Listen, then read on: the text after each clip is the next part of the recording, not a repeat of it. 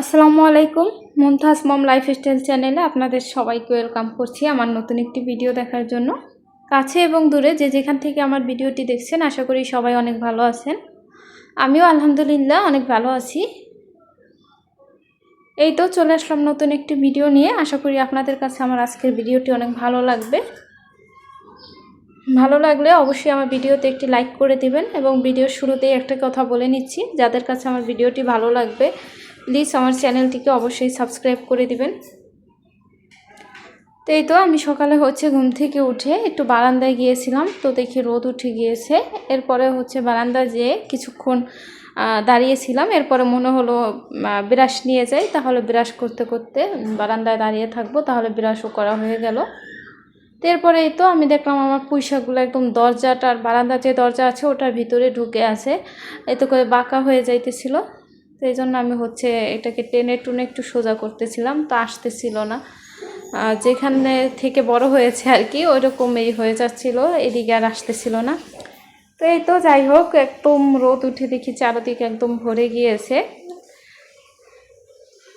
তো এই তো কিছুদিন যাবৎ প্রচুর গরম পড়তেছে, তো রোদও উঠে, একদম প্রচুর আকারে রোদ ওঠে। এরপরে এই তো নাস্তা বানানোর জন্য আমি শসা কেটে নিলাম, ডিম ভেজে নিলাম, আর গাজর কুচি কুচি করে নিয়েছি। ওটাও গাজরটাকে ঘি দিয়ে ভাজি করে নিয়েছিলাম। আর এই তো এই রুটিগুলো আমি ঘি দিয়ে একটু লাল করে একটু ভেজে নিয়েছি।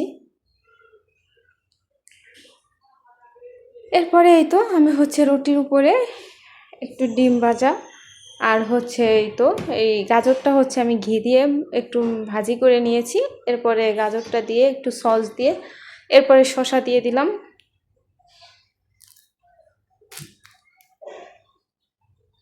তো এই তো এটা আমার মেয়ের জন্য বানিয়ে নিলাম। এরপর ও সস খেতে পছন্দ করে, ওর জন্য আবার উপর থেকে সস দিয়ে দিলাম। তো এরপরে এই তো আমরা আমাদের জন্য বানিয়ে নিলাম। এটাই আমাদের সকালের নাস্তা। আমাদেরটা কাঁচামরিচ ইউজ করেছি। তো এই তো আমরা সকালের নাস্তা খেয়ে নেব। এরপর একটু রং চাও খেয়েছি। তো এরপরে এই তো আমি লাল শাক রান্না করব। আমার বোনকে লাল শাকটা কাটতে দিয়েছি। ও সুন্দর মতো আর কি বসে বসে কাটতেছিল। তো আমার এই ভিডিওটা রবিবারের। তো এই লাল শাকটা ও শুক্রবারে এনেছিল, তো শনিবারে আমি রান্নাটা করিনি। এরপরে রবিবার রান্নাটা করেছি, তো একদম তাজাই ছিল, অনেক ভালো ছিল। তো আমার বোন এই তো লাল শাকটা কেটে নিতেছিল। আমি কই মাছটা কেটে ধুয়ে রেখেছি। তো এখন বসিয়ে দিব। আমার হাজব্যান্ড আমাকে বলেছে, আমি লাল শাকটা ভাজি করতে চেয়েছিলাম, ও বলেছে কই মাছ দিয়ে রান্না করার জন্য। তো বলতেছিল মাছ দিয়ে রান্না করলে নাকি বেশি মজা হবে শাকটা। এই তো আর কথা শুনে আমি কই মাছ দিয়ে শাকটা রান্না করতেছিলাম। তো এই তো প্রথমে সব ধরনের আর কি মশলা দিয়ে ভালো করে কষিয়ে এরপর মাছটা দিয়ে দিলাম। মাছটা একটু কিছুক্ষণ কষিয়ে এরপর আলু দিয়ে দিলাম। যে কোনো শাকে আলু দিলে বেশি ভালো লাগে, একটু মাখো মাখো হয়। এরপরে এই তো সর্বশেষ ধনিয়া পাতা দিয়ে একদম রান্নাটা করে নিয়েছি শাকটা। তো সত্যি মজাই হয়েছিল। এরপরে পটল দিয়ে আলু দিয়ে মাছ দিয়ে রান্না করব।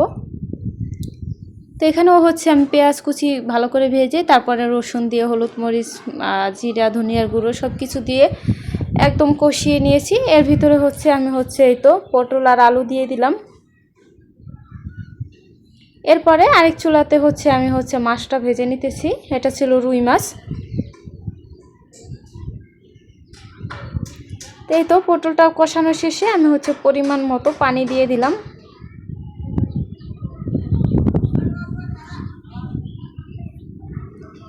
এই তো ঝোলটা ফুটে উঠেছে। এরপরে আমি একে একে ভাজা মাছগুলো দিয়ে দিব। আমি আমাদের খাওয়ার যে মাছগুলো ওগুলোই দিব, আর আমার মেয়ের মাছটা আমি ভাজাই রেখে দিব, কারণ এটার ভিতরে ঝোল ঢুকে গেলে আবার ঝাল হয়ে যাবে। যেহেতু মাছটা ভাজি করেছি এজন্য ভাজা মাছগুলোই ওটা রেখে দিয়েছি। তো এরপরে রান্না শেষে আমি কিচেন ক্লিন করে এরপরে একদম কিচেনের এই যে র্যাকগুলো ধুয়ে তারপরে রোদে শুকাতে দিয়েছি। এই তো এটা ব্যালকনিতে শুকাতে দিয়েছিলাম। তো এই তো এগুলো আমি এখন নিয়ে যাব, সবগুলো একে একে রেডি করতেছি। তো এই তো ব্যালকনি থেকে হচ্ছে আমি হচ্ছে এগুলো নিয়ে যাইতেছি, নিয়ে হচ্ছে আবার আগের জায়গায় রেখে দেবো।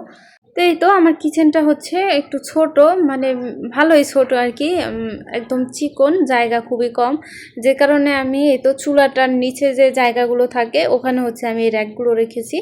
আর সাইডে যে রাখবো পাশে পুরো র্যাকটা যে সাজিয়ে রাখবো ওই রকম জায়গা নেই।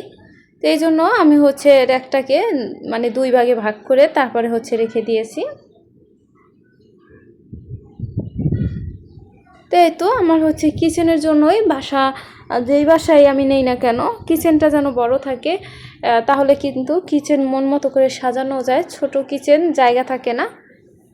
তো এই তো এটা এর একটা কিন্তু হচ্ছে মানে থাক থাক পুরোটা যে একসাথে রাখবো সেই জায়গাটা ছিল না। তো আমি হচ্ছে এই জন্য আমার গ্যাসের যে চুলাটা আছে চুলাটার নিচে যে স্পেসটা আছে ওটার ভিতরে হচ্ছে এইরকম দুটো ভাগ করে রেখে দিলাম।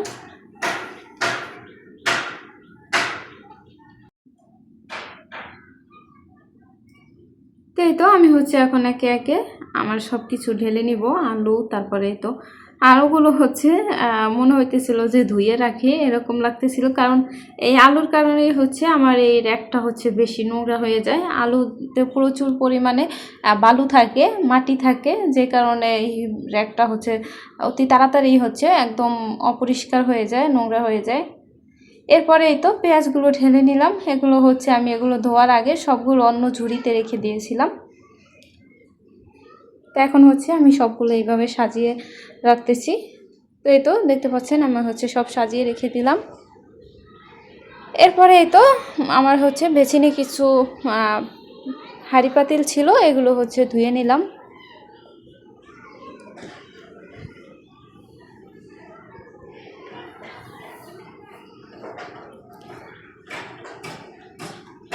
একে একে আমি হচ্ছে সব প্লেটগুলো ভালো করে ধুয়ে নিতেছি। এরপরে হচ্ছে আমি হচ্ছে গোসল করব, দুপুরে খাবো।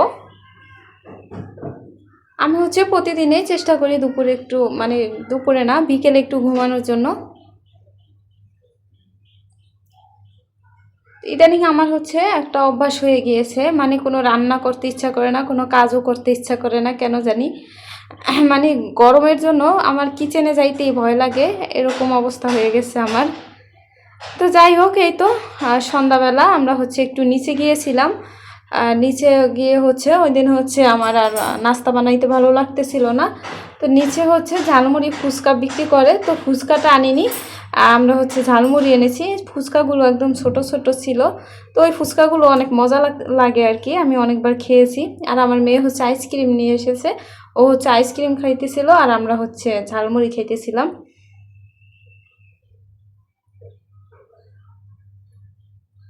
তো এই তো আমার বোন হচ্ছে বলেছিল অনেক ঝাল দিয়ে দেওয়ার জন্য, তো ওর কাছে আবার মানে ঝাল লাগতেছিল না, ও বলতেছিল একটু ঝাল হয়নি। ও আবার কি করেছে, অনেকগুলো কাঁচামরিচ কেটে নিয়ে আসছে আর হচ্ছে পেঁয়াজ কেটে নিয়ে আসছে, এগুলো দিয়ে তারপরে হচ্ছে ও ভালো করে মাখিয়ে এখন হচ্ছে খাবে।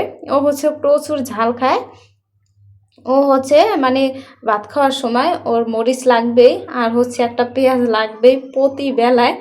তো এটা নিয়ে আমরা হাসাহাসি করি যে প্রতি বেলায় পেঁয়াজ খায় আর হচ্ছে মরিচ খায়। তো এই হলো অবস্থা। তারপরে এই তো একদম ঝাল করে আমার তো অবস্থা একদম খারাপ। আমিও কিন্তু প্রচুর পরিমাণে ঝাল খাই, কিন্তু ও এত পরিমাণে মরিচ দিয়েছে এই জন্য মানে আমার অবস্থা একদম খারাপ হয়ে গিয়েছে। দেখেন কতগুলো করে মরিচ খাইতেছিল। আবার আমার বলতেছিল আপু ঝাল খাওয়ার প্রতিযোগিতা করব, কে কতটুকু ঝাল খেতে পারে। তো এই আর কি, তো আজকের ভিডিওটা এই পর্যন্ত। আল্লাহ হাফেজ।